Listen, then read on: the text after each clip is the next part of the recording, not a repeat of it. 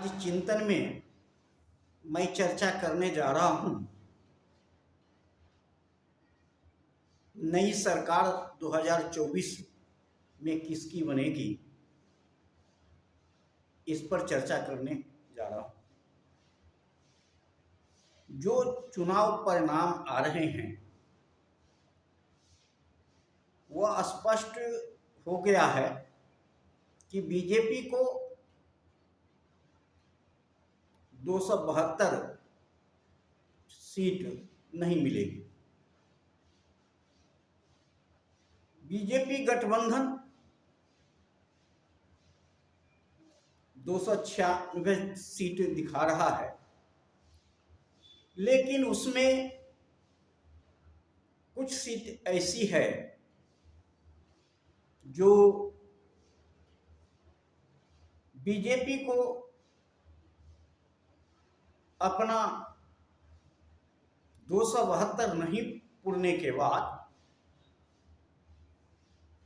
गठबंधन कुछ दल है वह बीजेपी को छोड़ सकता है, ऐसा भी संकेत मिल रहा है। और क्यों छोड़ेगा और क्यों छोड़ना चाहिए, क्योंकि बीजेपी 250 से नीचे ही आने की उम्मीद दिखाई पड़ रहा है और 272 प्राप्त करने के लिए घटक दलों की जरूरत पड़ेगी।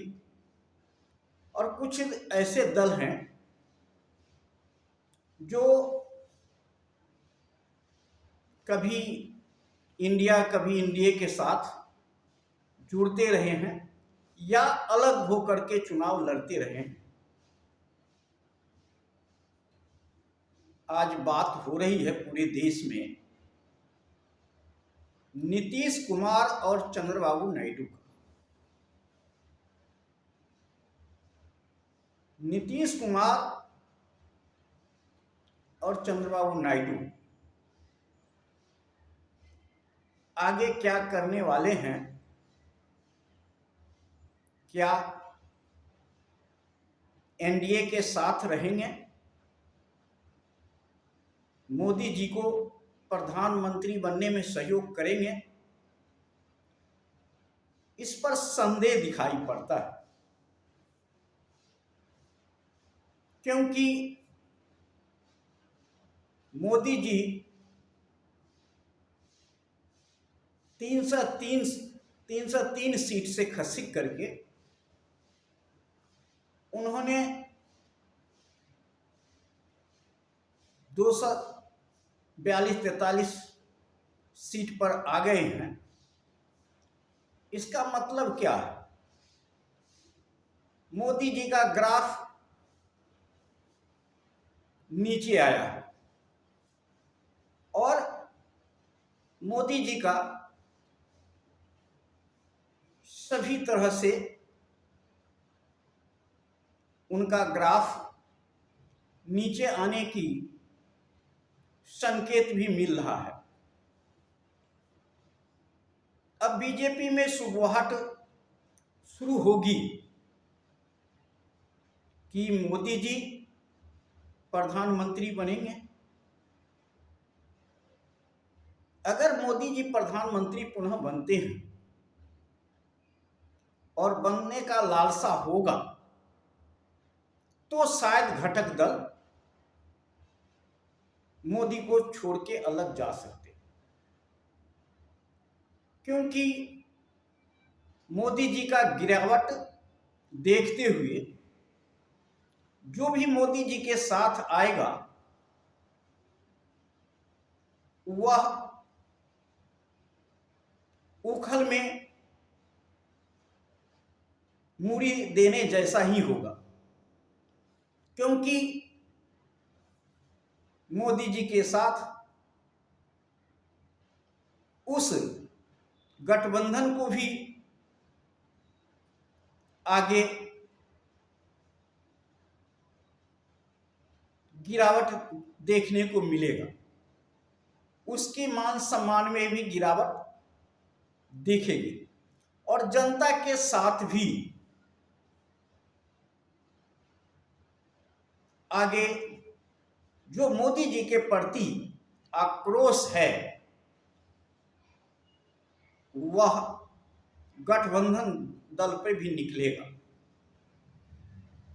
आज परिवर्तन का जनता ने आदेश दिया है, परिवर्तन का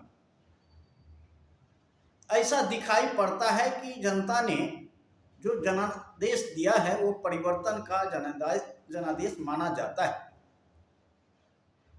और 10 साल से मोदी की सरकार है और उनको बहुत तेजी से गिरावट आई है। अब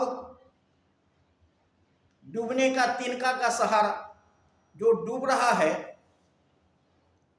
वह तिनका का सहारा लेगा, लेकिन क्या उसी के साथ तिनका भी डूबेगा? मोदी जी के साथ क्या घटक दल डूबने के लिए तैयार है? इस पर मुझे संदेह हो रहा है। मैं बात कर रहा हूं नीतीश कुमार चंद्रबाबू नायडू, क्या मोदी जी के साथ चलने के लिए तैयार हैं? अगर साथ भी चलेंगे तो कोई ना कोई शर्त रखेंगे, बिना शर्त के तो जाएंगे नहीं। क्या बीजेपी वह शर्त को मंजूर करेगी?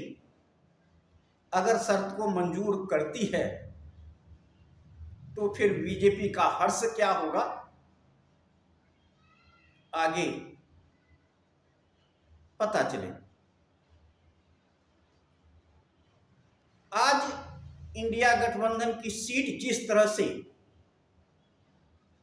बढ़ी है, सत्ता के करीब पहुंचने वाली है, इसमें नीतीश कुमार भी इंडिया गठबंधन में थे और उन्होंने पाला बदला। तो क्या नीतीश कुमार अपने फायदे के लिए पुनः पाला नहीं बदल सकते? बदलना चाहिए या नहीं चाहिए? नीतीश कुमार अपने फायदे के लिए आज तक पाला बदलते रहे और आज भी बदलने की उम्मीद दिखाई पड़ता है। वही हाल चंद्रबाबू नायडू का है कि वो भी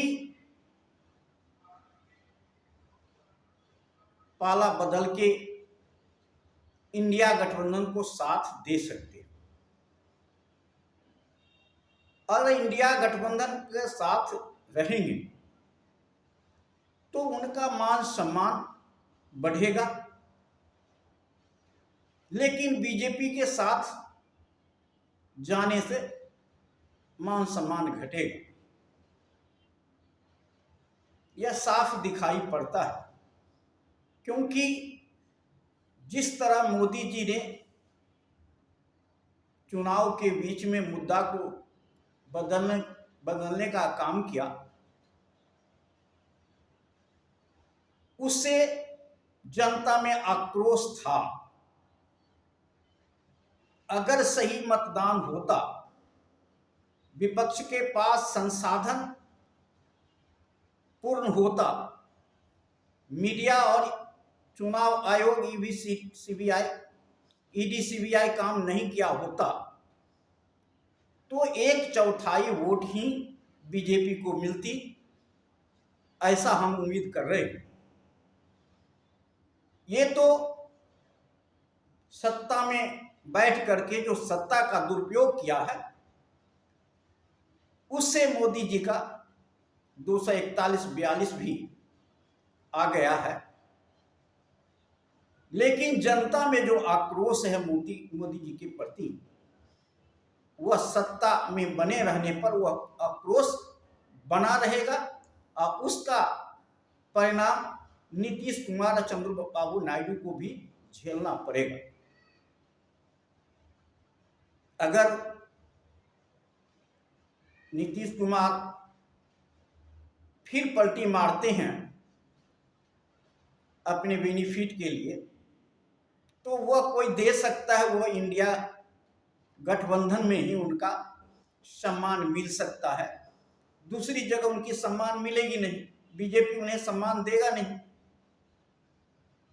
और बीजेपी तो हमेशा सौदा करेगा और समय आने पर फिर गिराने का भी प्रयास करेगा। आज तक नीतीश कुमार को कमजोर करने का ही कोशिश बीजेपी ने किया है। तो यह नीतीश कुमार भूले नहीं होंगे और बहुत सोच समझ के वो कदम उठाने का प्रयास करेंगे, ऐसा लगता है। हो सकता है कि इंडिया गठबंधन की भी सरकार बन जाए, वह थोड़ी सी आस दिखाई पड़ता है। अगर इंडिया गठबंधन की सरकार नहीं बनेगी तो शायद मोदी जी के नेतृत्व में एनडीए की सरकार बनना मुश्किल है। उन्हें नेतृत्व को परिवर्तन करना पड़ेगा, तभी सरकार बन सकती है, नहीं तो मुश्किल दिखाई पड़ता है। आगे देखिए, रिजल्ट पूरा साफ होने के बाद पता चलेगा कि किसकी सरकार बनेगी। लेकिन अब स्पष्ट हो गया है कि बिना घटक दल के सहयोग से मोदी जी का सरकार बनना मुश्किल है, ऐसा संकेत मिल रहा है। आगे देखते जाइए क्या होता है। हम भी टकटकी लगा के देख रहे हैं और आप भी देख रहे हैं। जय हिंद, जय भारत।